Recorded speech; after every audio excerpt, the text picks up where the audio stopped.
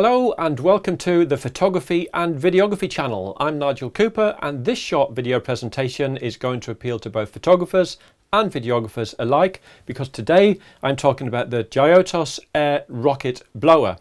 Now, I know there's lots of cheaper blowers out there on the market. This one's a little bit more expensive, but it's well worth it, and I'm going to explain why. Also, if you use your DSLR or mirrorless camera for shooting video, I'm also going to show you how this can potentially fix little audio glitches. So first up, the actual quality of this Giottos is really good. Again, some of the lesser brands, those little grey ones with a blow brush on the end, the rubber is so thin you feel that you could almost push your fingernail through it or break it quite easily. This one is really kind of quite strong. It's not quite tennis ball strong, you wouldn't want it to be that strong anyway because it would be hard to get the blow of air out of, but it is kind of reminiscent to perhaps a toy that you would buy for your dog from the pet store.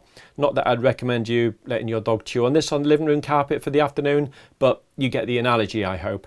So a few unique things about the Giottos is one, it's actually got this little air filter on the bottom. Now, a lot of them don't have this. There are a few other brands that do, but again, I think this is one of the better ones. I've had it for a couple of years and it's absolutely superb. The reason it has this air filter on the bottom is so that after you've squeezed out a jet of air, when it refills, the air that's getting sucked in there is contamination free and pure with no debris or dust in it. Again, if they don't have this, then when you squeeze the air out, that dusty air is immediately coming back in and you're just blowing it back and forth and it can be counterproductive. Now, Giottos make a couple of models. This is a slightly larger one, which I like because I just find it fills the hand nicely. There's a couple of ways of using these. Some people actually hold it like this and do these gentle squeezes, this kind of Kermit the Frog Muppet impersonation.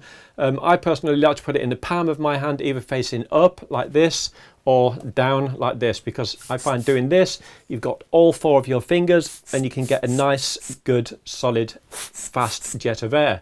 Whereas holding it this way, you've only got a couple of fingers around it and it's a little bit more tentative. So without further ado, I'm just going to show you the correct way of using it. Again, there's a lot of photographers that use these incorrectly, so I'm just going to demonstrate now using this Nikon Z7, the correct way of using it.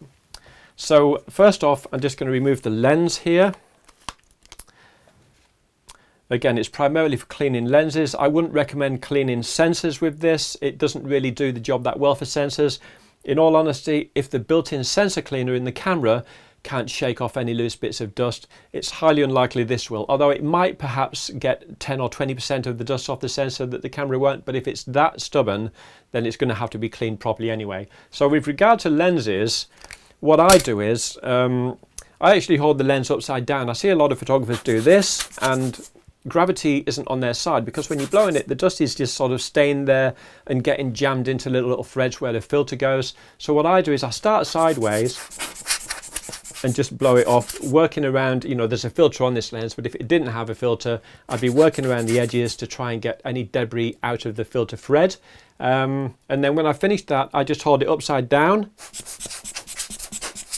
and just go around the lens. So again, gravity's working here, so the dust is falling out. Now this is especially important for the bottom. I mean, with this being a mirrorless, the rear element is quite close to the back. You can see it here, so I can just sort of get the dust off that quite easily and then just go around like so.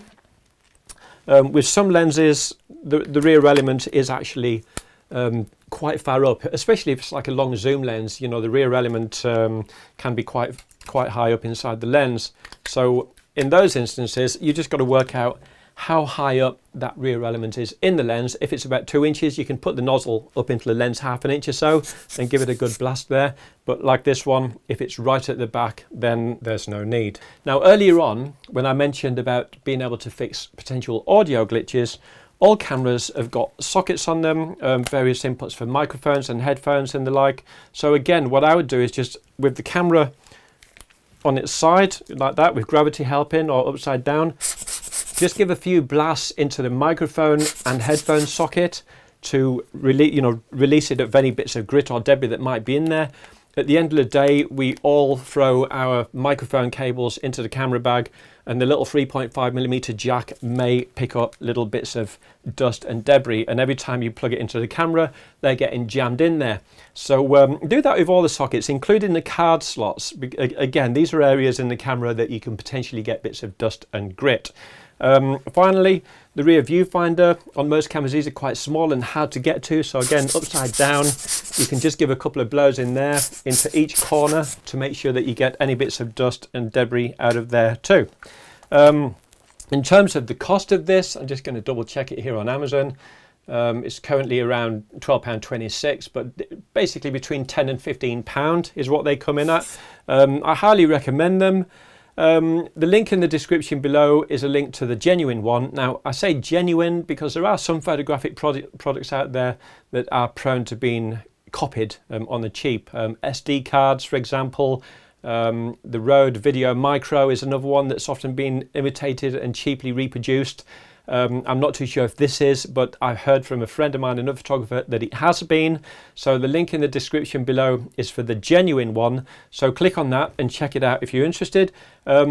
Another reason it's called the Rocket is it's got these 4 feet on it, but they do actually have a purpose. It allows it to stand up, so it's not just going to roll over and fall off your desk. This is quite important if you work in a studio, in a tethered environment. You can just sit it down on the desk and it's not going to roll off and get lost on the floor somewhere. So that's it. That's the Giottos Rocket air blower. Like I said, they do 2 models. This is the larger one, link in the description below. As usual, if you like this video, give it a thumbs up. And if you're a photographer or a video producer, click on that subscribe button, and don't forget to also click on the bell icon if you want to receive notifications via YouTube whenever I upload any new video content. That's it. I'm Nigel Cooper. This is the photography and videography channel. Thanks for stopping by, and I hope to see you again real soon.